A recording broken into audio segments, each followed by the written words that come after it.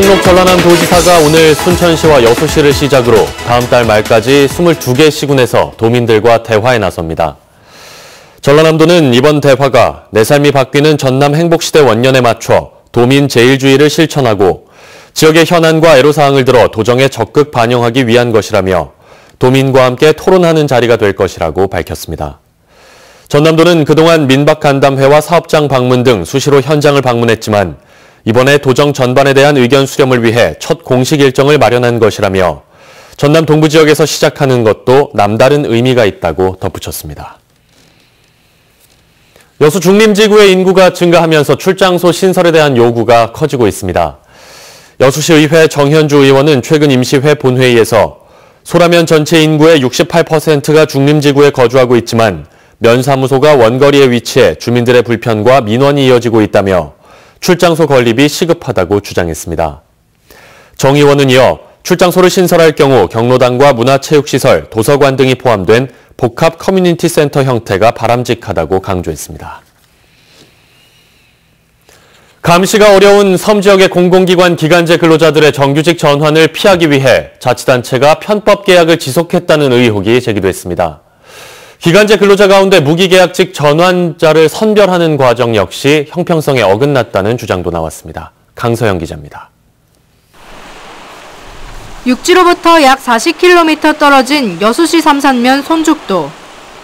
A씨는 지난 2013년부터 2018년 초까지 손죽도에서 쓰레기를 소각장으로 운반해 태우는 기간제 환경미화원으로 일했습니다. 기간제 근로자법상 기간제 근로자가 근무한 지 2년이 지나면 무기계약직으로 간주돼 그에 준하는 처우가 지켜져야 합니다. 그럼에도 여수시는 4년 5개월간 1년 간격으로 A씨를 기간제 근로자로 고용해왔습니다.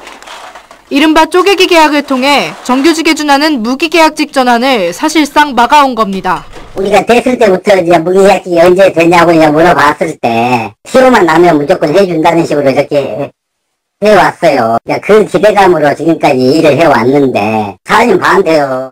소각장이 있는 여수시의 섬에서 지속적으로 기간제 근로자를 고용해왔는데 취재 결과 5명이 기간제법 위반 우려가 있는 것으로 드러났습니다. 문제는 이뿐만이 아니었습니다. 지난 2017년 손죽도와 연도의 기간제 미화원 중 일부가 갑자기 무기계약직으로 전환됐는데 그 과정에서 전환 계획을 사전에 고지하거나 전환자 선발 기준을 설명하는 절차는 없었던 것으로 드러났습니다. 10월 달쯤에 그 여수 가서 건강검진 해야 되고 뭐 서류를 해야 된다고 여수시에 가야 된다고 그러더라고요. 그래서 알았죠.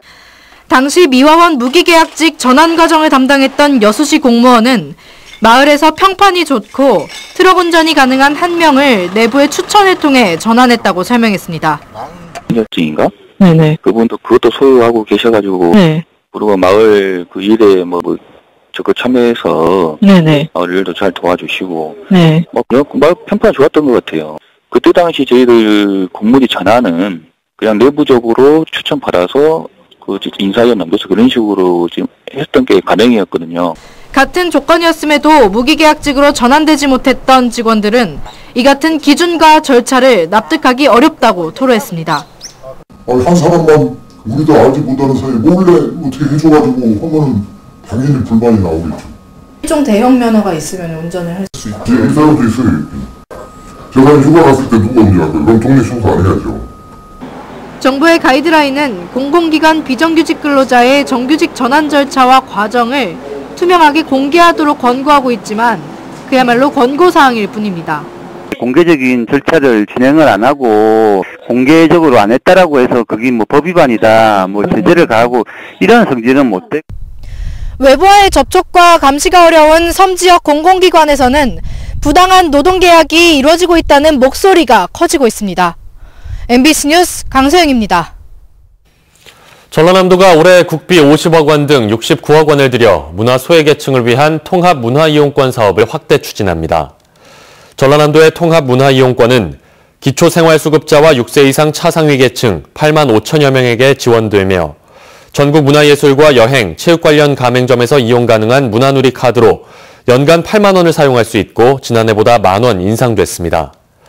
지난해 전남 지역에서는 문화소외계층의 93.8%인 8만 6천여 명이 약 56억 원을 사용했습니다. 정월 대보름을 맞아 다양한 민속 행사가 열립니다. 내일 나간읍성 일원에서 펼쳐질 이번 행사에서는 나간읍성 보존회 주최로 달집 태우기와 큰 줄다리기 등 전통놀이와 함께 유명 예술인들의 공연이 예정돼 있으며 방문객들의 편의를 위해 당일 무료 입장이 실시됩니다. 조선시대의 생활상을 보여주는 나간읍성에는 현재 200여 명의 주민들이 거주하고 있으며 세계문화유산 등재가 추진되고 있습니다. 광양시가 신학기를 맞아 초중고등학생을 대상으로 운행하는 100원 시내버스 이용 홍보를 강화하고 있습니다. 광양시는 지난해 6월부터 도입했던 100원 시내버스 운행을 올해부터 초등학생에서 중고등학생으로 확대한다고 밝히고 학생들의 대중교통 이용 편의 확대에 나섰습니다. 광양시는 시내버스를 현금으로 이용하거나 다른 사람의 카드를 이용할 경우에는 할인 요금을 적용받을 수 없다며 교통카드를 구입한 후에 이용할 것을 당부했습니다. 합숙 형태로 학교 운동부를 운영하는 것은 현행법상 불법입니다. 그런데 최근 10년간 전남 지역 18곳에 학교 운동부 합숙소가 신축돼 거액의 예산을 날리게 됐습니다. 신광하 기자가 취재했습니다. 운동부를 운영하는 목포의 한 고등학교. 지난 2017년 말 학교 운동부를 위한 합숙소가 신축됐습니다. 건축비로만 도교육청 예산 8억 원이 투입됐지만 운영되지 않고 있습니다. 동아리 공간이라든가 다른 활동 공간으로 바꿔서 전환시켜서 사용할까 생각 중에 있습니다. 또 그렇게 가야 된다고 생각을 합니다. 최근 10년간 전남 지역 학교에 들어선 운동부 합숙소는 모두 18곳. 건립 예산으로 87억 원 넘는 돈이 지원됐습니다. 합숙 형태 훈련은 현행 법으로도 불법입니다.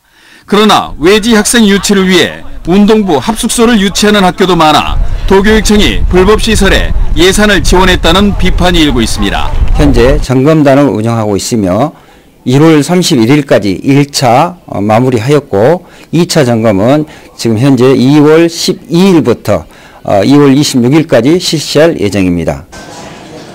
문제는 현재 전남 학교에 재학 중인 외지 출신 학생 선수들입니다. 당장 숙식 등 생활 문제뿐만 아니라 위장 전입 등 법적인 문제를 해소해야 하기 때문입니다. 현재 재학 중인 운동부 학생들에 대한 어떤 철저한 대책을 먼저 강구하고 합숙소를 폐지하든 유지하든 이런 방법이 나와야 된다고 생각합니다. 도내 학생 선수 육성학교는 224개교, 학생 선수는 3,200명이 넘지만 합숙소 운영과 합숙 훈련 상황 등 대책의 기본이 되는 현황 자료조차 제대로 파악되지 않고 있습니다. MBC 뉴스 신광하입니다. 광양시가 구제역과 고병원성 AI 청정지역을 지키기 위해 행정력을 집중합니다. 광양시는 구제역 발생과 고병원성 AI에 대비해 거점 소독시설 설치와 공동방제단 운영, 방역 차량 상시 운영에 나서기로 했습니다.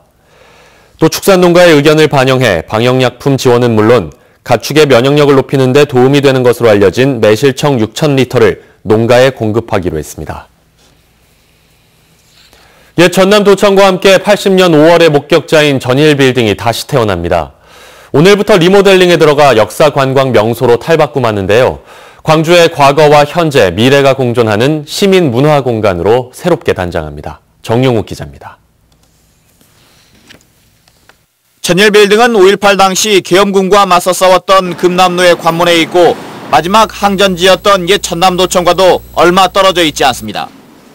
특히 건물 상층부에서 헬기에서 쏜 것으로 보이는 총탄 흔적이 무더기로 발견된 역사의 현장이기도 합니다. 그래서 전일빌딩은 광주라고 하는 그 역사적 현대사에 있어서는 우리가 지울 수 없는 그런 건물 공간이라고 말할 수 있을 것 같아요. 전일빌딩이 오늘 기공식과 함께 리모델링에 들어가 역사문화 관광자원으로 새롭게 태어납니다. 겉모습은 크게 바뀌지 않지만 484억 원을 투입해 건물 내부는 광주의 과거와 현재, 미래가 공존하는 공간으로 변신합니다. 전체 11층 가운데 저층부인 지상 4층까지는 시민들을 위한 문화광장으로 조성되고 중간부인 7층까지는 문화 콘텐츠 기업의 입주 공간으로, 상층부인 10층까지는 5.18을 기억하는 공간으로 꾸며집니다. 이 과정에서 건물 내 벽의 총탄 흔적은 원형 그대로 보존됩니다. 아크릴판이나 유리로 좀 보존을 하고 그 이외에 그 기총소사와 관련된 또 5.18과 관련된 몇 가지 컨텐츠들이 가미돼서 전시 공간으로 활용될 겁니다. 1968년에 준공된 이후 50년 만에 새 단장하는 전일빌딩은 5.18 40주년을 앞둔 내년 3월에 시민품으로 되돌아옵니다.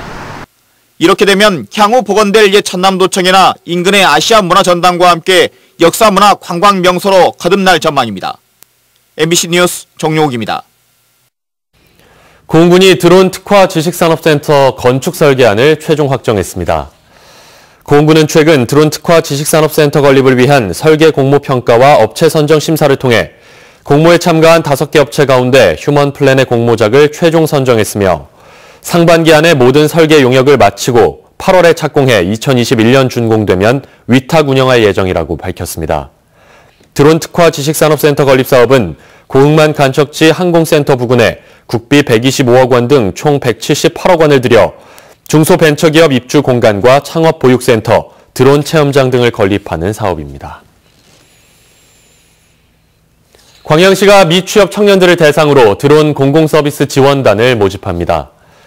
광양시는 행정안전부 주관 지역주도형 청년 일자리 사업 공모에 드론 공공서비스 지원단이 선정돼 오는 20일까지 미취업 청년들을 대상으로 모집에 나섭니다.